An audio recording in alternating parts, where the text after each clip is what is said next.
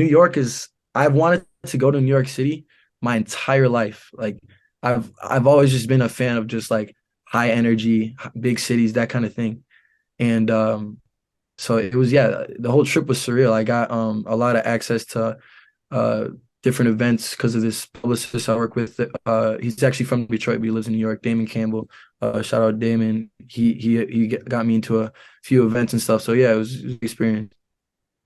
Yeah, that's awesome. I mean, being in the Midwest is kind of hard because, like, I mean, Chicago's a pretty good music scene, and I mean, obviously, there's people that have come out of Detroit too, but it's kind of hard to.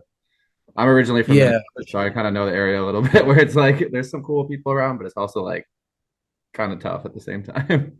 Oh yeah, for sure. And being from, I'm not from like the inner Flint, but being from the Flint area, there's a lot of people that do music. Like a lot of people do music around Flint, and so it's I wouldn't say it's like a music hub, but in a way, like Michigan music is Flint music started a lot of the Michigan trend and all that. So it's definitely like it's cool coming from an area that at least music is relevant to, you know.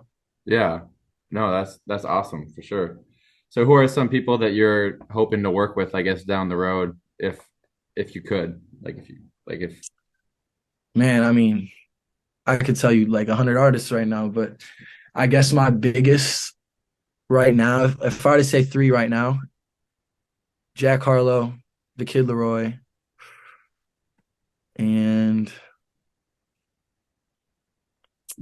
mm, I want to say somebody that's not just like rap hip hop. Michael Bublé. that'd be That's sick. gang. I mean, You listen to Michael Bublé at all? yeah. I listen to Michael Bublé Dude, here and there. Yeah, my that's all my mom used to play Michael Bublé like all the time. So I love him. I love his music to this day. yeah. I feel like I sometimes I catch myself with like doing this. I'm always looking for like underground artists and like listening to new people's music that aren't like as much on the radio and stuff. And Yeah. I sometimes I forget I'm like, you need to spend some time and just listen to stuff you like too. Sometimes you don't have to just be doing work all the time with music. You need to listen to some stuff that's just like, I don't know.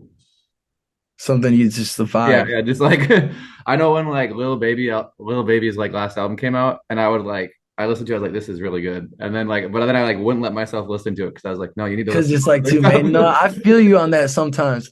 And it's funny because like I already mentioned Juice, but I listened to like a lot of Juice's unreleased stuff, and I for some reason I used to get that feeling when I would listen to his release stuff. I'm like, why am I listening to this? Like, Yeah.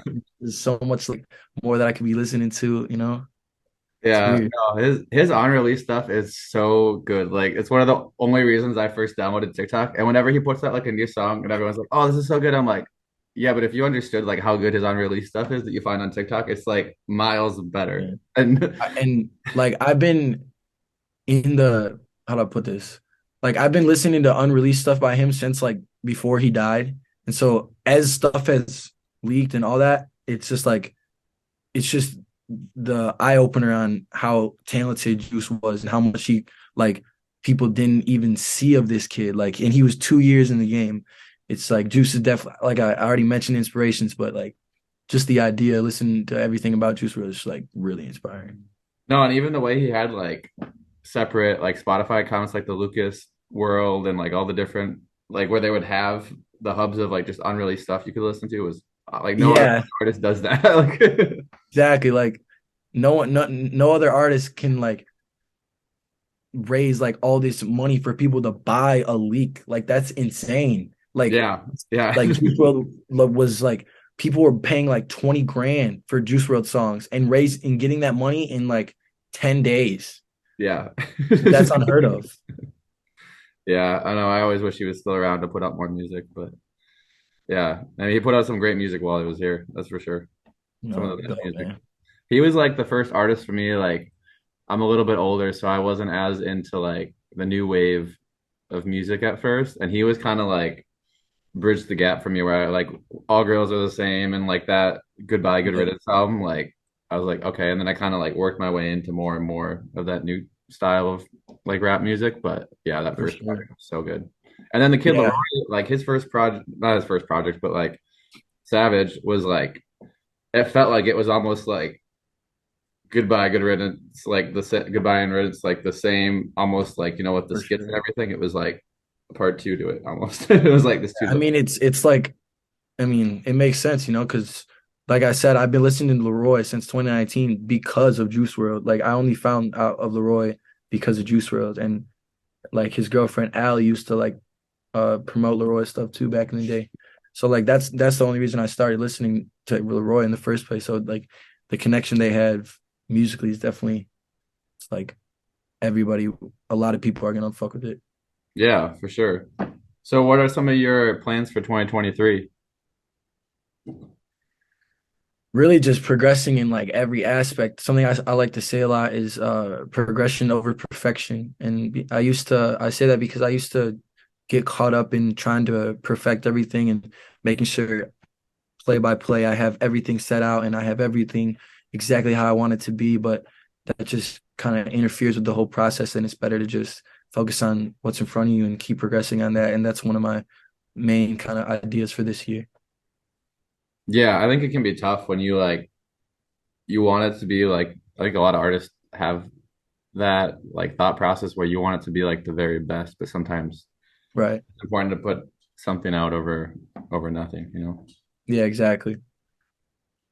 So how did you, I guess I'm kind of just curious because I noticed this like a lot with other stuff too. Like, did you always know with like the content creation side? Because even not like from the rapper's perspective, but even like your song Vicky Palacio, Mhm.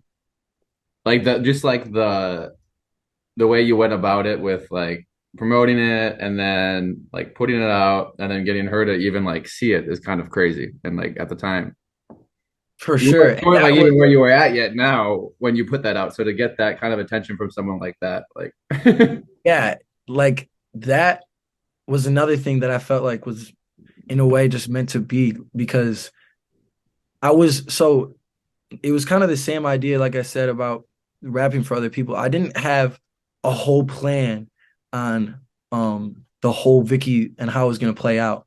I had the idea when I like if you go back to my TikTok, the first TikTok I posted about it was I said like this is how I'm gonna meet Vicky Palacio, and everybody like if you watch this series, like you're gonna watch me meet her.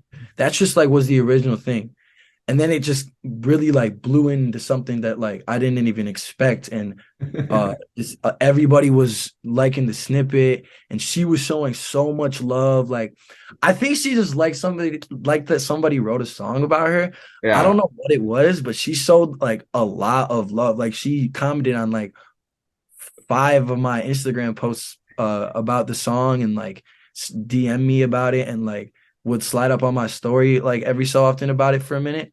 Like she showed so much love, and it's gonna be even better when I really do meet her, because it's just Yeah. gonna be the biggest full circle thing. I'm gonna catch it on video with every angle. It's gonna be lighting everything when I meet her. It's gonna be crazy.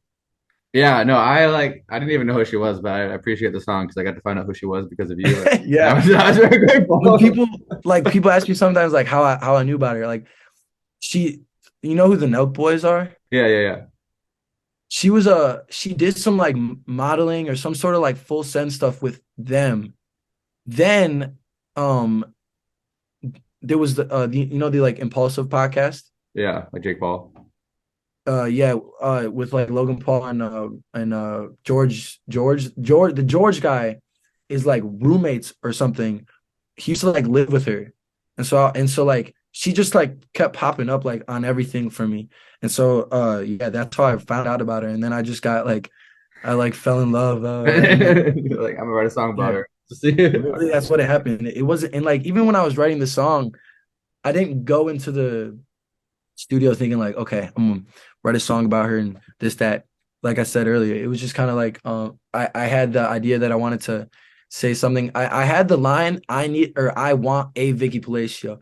Cause like the whole idea originally was I want a girl like her, like a Vicky Palacio. Like I need a baddie like Madison. I need a Vicky Palacio. And then it kind of just turned into really being okay, like Vicky, like come on, like you know what it is now.